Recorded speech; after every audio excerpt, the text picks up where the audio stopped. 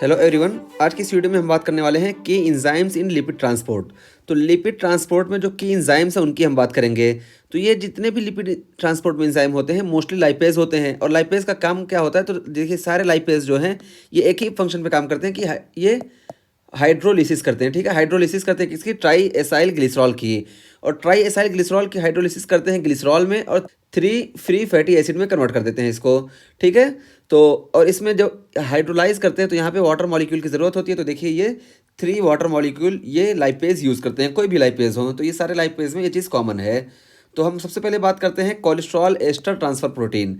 तो देखिए cholesterol ester transfer protein, ये इसको हम CETP भी बोलते हैं। ये कहाँ प्रेजेंट होता है, क्या करता है? Mediate transfer of cholesterol ester to other lipoprotein. तो ये लाइपोप्रोटीन के बीच में कोलेस्ट्रॉल एस्टर का ट्रांसफ़र करवाता है। ठीक है, इसका ये काम है। यहाँ पे एग्जांपल के तौर पे देखिए, मान लो ये हमारा मेच्योर HDL है, हाई डेंसिटी लाइपोप्रोटीन। अब यहाँ से देखिए ये कोलेस्ट्रॉल एस्टर को ट्रांसफ़र करना है VLDL, IDL, LDL तक। तो ये CETP cholesterol ester transfer protein, जैसा कि नाम से ही पता चल रहा है कि ये कोलेस्ट्रॉल एस्टर ट्रांसफ़र प्रोटीन है, तो इसको ट्रांसफ़र करेगा। तो HDL से VLDL, IDL, HDL, LDL यहाँ ट्रांसफ़र करता है। तो ये इसका काम हुआ कोलेस्ट्रॉल एस्टर ट्रांसफ़र प्रोटीन का। और उसके बाद फिर देखिए हमारा हिपैटिक लाइपेज है। और हिपैटिक लाइपेज ये प्रेजेंट होता है sinusoidal surface of the liver. ठीक है, तो यहाँ प्रेजेंट होता है और इसका काम क्या होता है? तो degrades triacyl glycerols remaining in IDL and chylomicron remnants. तो IDL और काइलोमाइक्रॉन के रेमिनेंट्स में जो ट्राईएसाइल ग्लिसरॉल बच जाते हैं उसको ये हिपैटिक लाइपेज डिग्रेड कर देता है। ठीक है, ये हिपैटिक लाइपेज का काम है। यहाँ पे हम देख भी चुके हैं। तो देखिए ये हमारा जो है IDL है, IDL में ट्राईएसाइल ग्लिसरॉल जो बच गया है, यहाँ पे हिपैटिक लाइपेज प्रेजेंट होता है जो इसको डिग्रेड करता है। और यही हिपैटिक लाइपेज ही इस IDL को कन्वर्ट कर देता है LDL में। ठीक है, तो ये हो गया। और यही सेम चीज़ ये काइलोमाइक्रॉन के साथ भी करेगा यहाँ पे लीवर में। ठीक है, क्योंकि ये हिपैटिक लाइपेज है, लीवर में प्रेजेंट होगा। तो ये हमारा हिपैटिक लाइपेज हो गया। उसके बाद फिर हम बात करते हैं हार्मोन सेंसिटिव लाइपेज की। तो ये देखिए हार्मोन सेंसिटिव लाइपेज ये एडिपोसाइट में प्रेजेंट होता है और इसका बहुत ज़्यादा रोल होता है। आप कहीं भी इंसुलिन के बारे में पढ़ेंगे, डायबिटीज़ के बारे में पढ़ेंगे, हर जगह आपको हार्मोन सेंसिटिव लाइपेज ही दिखेगा। ठीक है, तो हार्मोन सेंसिटिव लाइपेज ये एडिपोसाइट के अंदर होता है और ये क्या करता है? डिग्रेड यानी हाइड्रोलाइज कर देता है ट्राईएसाइल ग्लिसरॉल को, जो कि स्टोर फॉर्म में है। एडिपोसाइट के अंदर ट्राईएसाइल ग्लिसरॉल स्टोर होता है, उसको ये ब्रेक डाउन कर देता है, हाइड्रोलाइज कर देता है और प्रमोट ग्लूकोनियोजेनेसिस। तो ये प्रमोट करता है ग्लूकोनियोजेनेसिस को बाय रिलीजिंग ग्लिसरॉल। तो ये ग्लिसरॉल को रिलीज करता है जिसकी वजह से ग्लूकोनियोजेनेसिस प्रमोट होती है। क्यों? क्योंकि ये देखिए यहाँ पे जो ट्राईएसाइल ग्लिसरॉल है इसको ब्रेक डाउन करता है ग्लिसरॉल में और फ्री फैटी एसिड में। तो ये फ्री फैटी एसिड तो हमारा चला जाता है कीटोन बॉडीज़ की सिंथेसिस में, और ये ग्लिसरॉल जो होता है ये हमारा चला जाता है ग्लूकोनियोजेनेसिस में। तो वही है कि ये ब्रेक डाउन ये प्रमोट कर देता है ग्लूकोनियोजेनेसिस को। और ये देखिए बहुत ही इंपॉर्टेंट एंजाइम है, इस वजह से वेल रेगुलेटेड होता है। और ये देखिए ये कब ज़्यादा काम करता है, ग्लूकोनियोजेनेसिस को कब प्रमोट करेगा? जब हमारी बॉडी में ग्लूकोज की लेवल कम हो जाएगी या हमारी बॉडी को ग्लूकोज की लेवल कम फील हो। जैसा कि फास्टिंग की कंडीशन में है तो वहाँ पे ग्लूकोनियोजेनेसिस स्टिमुलेट हो जाती है। और डायबिटीज़ की कंडीशन में भी ऐसा होता है। हालांकि बॉडी में ग्लूकोज लेवल बहुत ज़्यादा होता है, लेकिन डायबिटीज़ की कंडीशन में ऐसा क्यों होता है? क्योंकि इंसुलिन की कंसंट्रेशन कम हो जाती है और इंसुलिन की जब कंसंट्रेशन कम हो जाएगी तो ग्लूकागॉन की कंसंट्रेशन बढ़ जाएगी और ये ग्लूकागॉन स्टिमुलेट कर देता है हार्मोन सेंसिटिव लाइपेज को। तो जो हार्मोन सेंसिटिव लाइपेज स्टिमुलेट होगा तो ये ग्लूकोनियोजेनेसिस स्टार्ट हो जाएगी, क्योंकि यहाँ पे सेल को ये लगेगा कि ब्लड में भी ग्लूकोज नहीं है, तभी तो ग्लूकागॉन सीक्रेट हुआ। और इस ग्लूकोज की कमी को पूरा करने के लिए ग्लूकोनियोजेनेसिस स्टार्ट होगी, जिसकी वजह से और ज़्यादा, पहले से ग्लूकोज ज़्यादा था और जब ग्लूकोनियोजेनेसिस स्टार्ट होती है तो और ज़्यादा ब्लड में ग्लूकोज आ जाता है। तो ये सारे कॉम्प्लिकेशन डायबिटीज़ मेलाइटस के हैं। ठीक है, ये हो गया। और इंसुलिन जब बॉडी में सिक्रेट होता है यानी फिट कंडीशन में, तो इंसुलिन इसको हार्मोन सेंसिटिव लाइपेज को इनहिबिट किया रहता है। तो इस वजह से फिट कंडीशन में जब इंसुलिन प्रॉपर होता है तो ये हार्मोन सेंसिटिव लाइपेज इनहिबिट रहते हैं और ये ग्लूकोनियोजेनेसिस वगैरह ये सब नहीं होती है और ब्रेक डाउन नहीं होता है ट्राईएसाइल ग्लिसरॉल का एडिपोसाइट के अंदर। तो ये हो गया।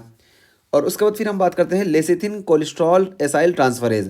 तो देखिए लेसिथिन कोलेस्ट्रॉल एसाइल ट्रांसफरेज, जिसको हम LCAT भी बोलते हैं, पिछली वीडियो में हम बात कर चुके हैं। ये क्या करता है?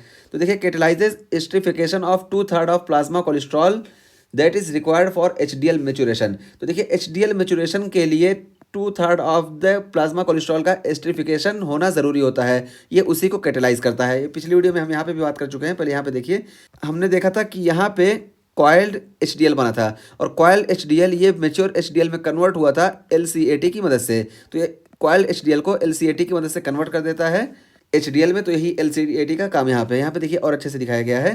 तो देखिए ये नेसेंट एचडीएल बना जिसको हम कॉइल्ड एचडीएल भी बोलते हैं, और ये एलसीएटी की मदद से मैच्योर एचडीएल में कन्वर्ट हो गया। और इन दोनों में फ़र्क क्या होता है कि इसका स्ट्रक्चर प्रॉपर नहीं होता है, क्योंकि यहाँ पे हाइड्रोफोबिक स्ट्रक्चर भी पाए जाते हैं जिसकी वजह से ये कॉइल स्ट्रक्चर नहीं बन पाता। और ये एलसीएटी यहाँ पे इसको प्रॉपर स्ट्रक्चर में वो कर देता है जिसकी वजह से इसको मैच्योर एचडीएल बोलते हैं। ठीक है, ये हो गया। तो हमने यहाँ पे देख लिया लेसिथिन कोलेस्ट्रॉल एसाइल ट्रांसफरेज का फंक्शन।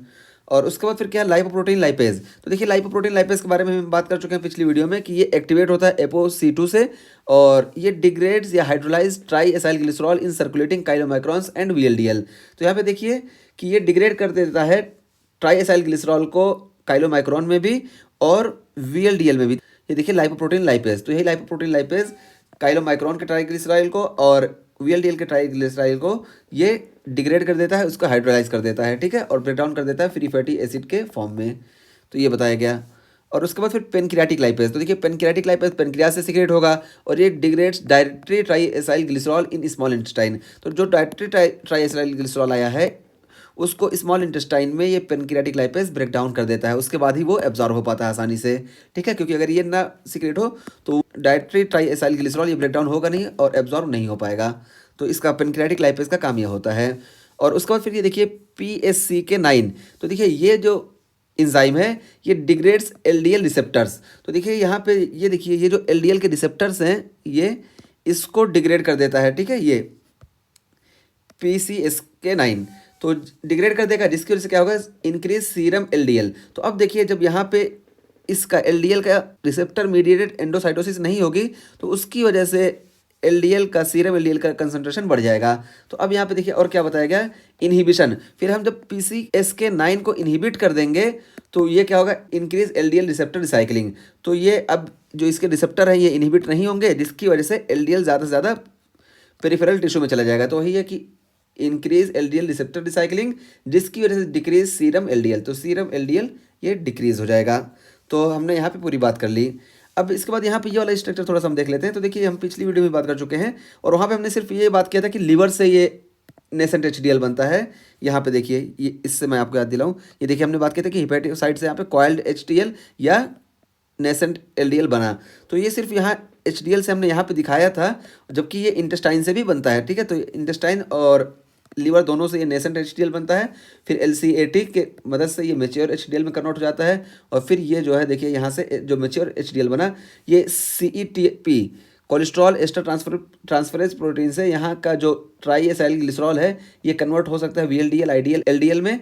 और ये देखिए ये मैच्योर HDL कोलेस्ट्रॉल वगैरह को लेता है पेरिफेरल टिश्यू से, जैसा कि हमने पिछली वीडियो में बात की। यहाँ पे देखिए कि ये मैच्योर HDL हमारा है, ये मैच्योर HDL यहाँ से देखिए कोलेस्ट्रॉल को ये टिश्यू से लेता है। फिर जब यहाँ कोलेस्ट्रॉल को टिश्यू से ले लेता है फिर ये कोलेस्ट्रॉल को यहाँ पे भेज देता है लीवर में, और लीवर में ये कोलेस्ट्रॉल जब जाता है फिर यहाँ पे ये बाइल एसिड के सिक्रेशन में हेल्प करता है। बाइल एसिड का मतलब फॉर्मेशन होगा पहले, और उसके बाद फिर बाइल एसिड के फॉर्म में ये लीवर से सिक्रेट हो जाता है। तो इस तरीके से HDL कोलेस्ट्रॉल को कम कर देता है हमारी बॉडी से, तो इसलिए फ़ायदेमंद होता है। तो हमने आज की इस वीडियो में बात कर लिया कि इंजाइम लिपिड ट्रांसपोर्ट कैसे कैसे कौन से इंजाइम कहाँ पे हेल्प करते हैं।